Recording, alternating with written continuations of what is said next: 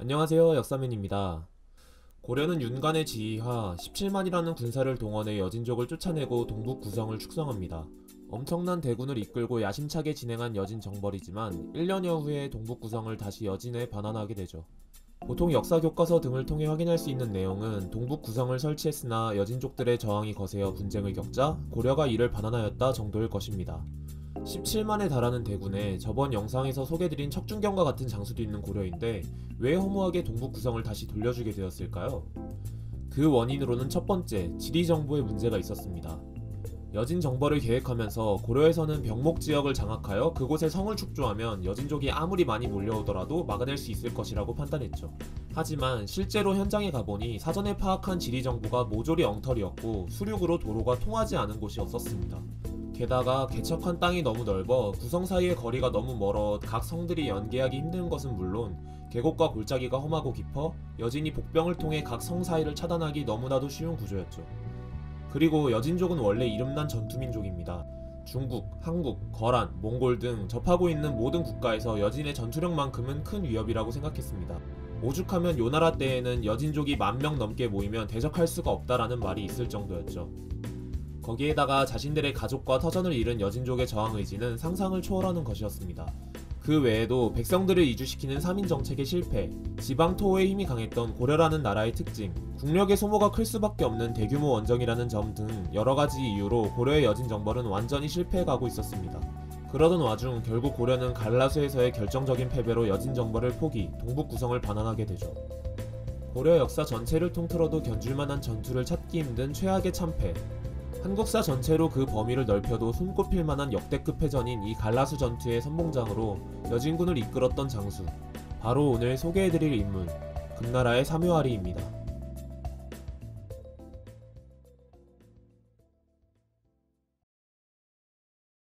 사묘아리는 고려전부터 활약하기 시작하여 그 이전에는 눈에 띌 만한 기록은 없습니다. 하지만 17세가 되었을 때 백부인 호마곡을 따라 사도를 공격하여 사도의 동생이었던 사리지를 포로로 잡는 전공을 세웠다고 하니 될성부른 떡잎이었다고 할 수 있겠습니다. 고려가 17만 대군을 이끌고 여진 정벌을 시도하자 이를 막기 위해 사묘아리는 자신의 아버지인 혼탄과 함께 참전합니다. 고려가 구성을 축성하자 혼탄이 고려군을 공격해 목리문전에서 양군이 격돌, 오랫동안 서로 격렬한 전투를 벌입니다. 이때 사묘아리가 창을 들고 고려군 진중으로 돌격해 고려의 장수를 찔러 죽였고, 이를 통해 사기가 높아진 여진군이 고려군을 격파, 기세를 몰아 석적헌의 군대와 합류한 여진군은 사묘아리를 선봉으로 세워 고려의 동북 구성 중 2개 성을 취하는 데 성공합니다. 고려군이 이 성들을 되찾기 위해 원병을 보냈지만 견고한 여진의 수비를 뚫어낼 수 없어 결국 퇴각하게 됩니다. 이때를 놓치지 않고 사묘아리가 군사를 이끌고 퇴각하는 고려군을 추격, 갈라수 부근에서 고려군의 후미를 따라잡죠.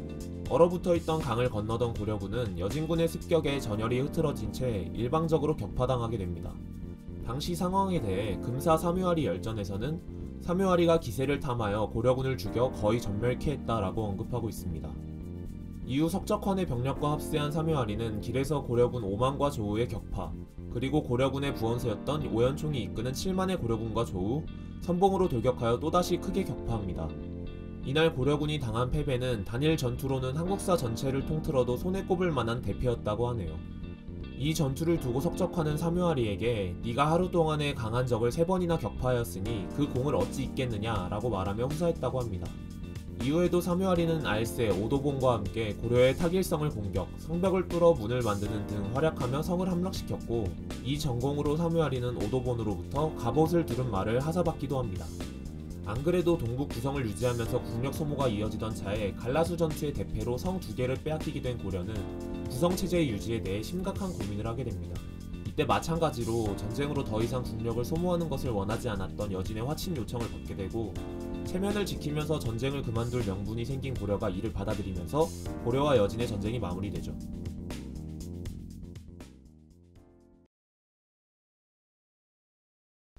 금나라의 태조 완한 아골타가 요나라를 침공하자 사묘아리는 그를 따라 종군하여 영강주, 신주, 빈주를 공격해 모두 함락시켰습니다.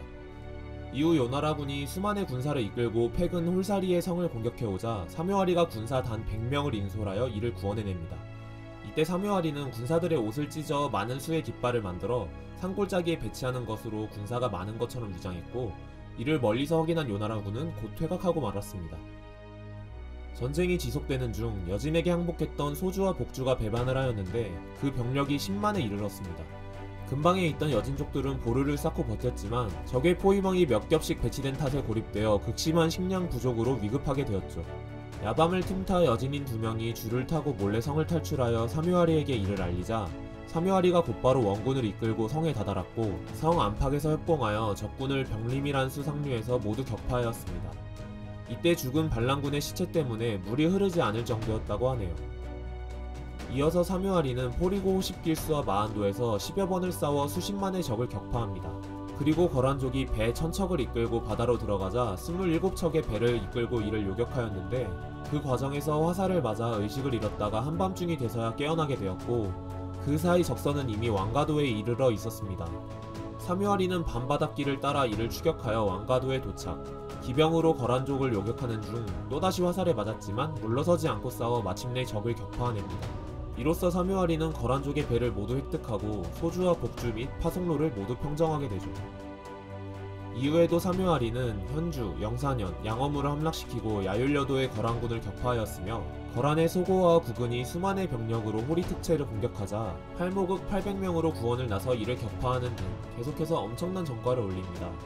이러한 사뮤아리의 위세가 온 전장에 떨쳐져 호리 특성을 포위하고 있던 내주와 숙주의 거란군이 사뮤아리가 구원을 온다는 소식을 듣자마자 포위를 풀고 도망갈 정도였다고 합니다.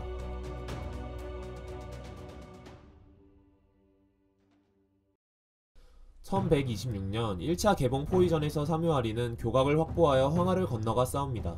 1127년에 다시 송을 침공하게 되자 보주와 중산에서 계속해서 적을 격파, 기세를 몰아 진군하여 진정을 포위, 바람을 이용한 화공으로 함락시키죠.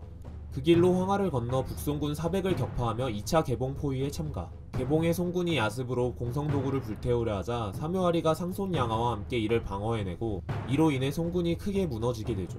이 전투 이후 회군하면서도 조주를 공격하여 항복시키는 전공을 세웁니다. 1128년 남송 토벌전에서 사뮤아리는 양곡현과 신현을 함락시키고 해주의 남송군 8만 명을 격파합니다. 또한 양상박에서 남송 수군 1만 척을 격파하고 등양과 동평 및 태산의 도적대를 항복시켰는데 또 다른 도적대가 범현을 공격하자 이를 격퇴하고 700척의 배를 획득합니다. 이 이후에도 사뮤아리는 당해, 대고와 함께 회남에서 10만의 남송군을 격파하며 200척의 배를 획득하는 등 계속해서 남송군을 상대로 승리를 거뒀으며 여진군의 기세를 못 이기고 도주하는 남송 고종을 추격하기도 하고 혼란을 틈타 일어난 도적대를 토벌하기도 하는 등 계속해서 전공을 세웁니다. 나이가 너무 많아 직접 참전하지 못하게 된 후에도 군성 건조를 감독하는 등의 역할을 맡죠. 결국 남송이 여진에 칭신하게 되자 여진의 희종은 사뮤아리의 공을 치하하며 천만전을 하사합니다. 평생을 전장에서 살았던 사뮤아리는 천수를 모두 누리고 78살의 나이로 사망합니다.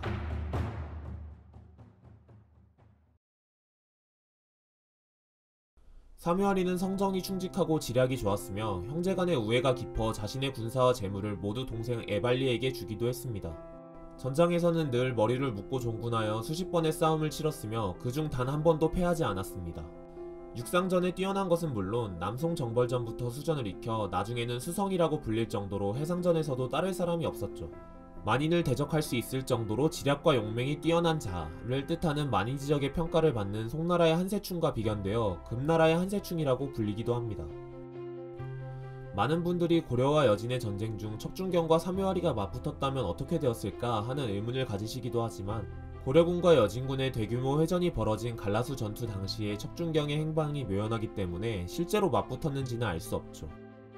원나라의 승상 탈탈은 사뮤아리를 두고 다음과 같이 이야기합니다. 사뮤아리, 도랍속, 오연포로혼, 적전이, 대고, 아리보 등 유기는 모두 태조가 건국한 이래 소위 공과 같은 장수들로 두 마음이 없는 신하였으니 그 공을 기록하는 것이 옳도다.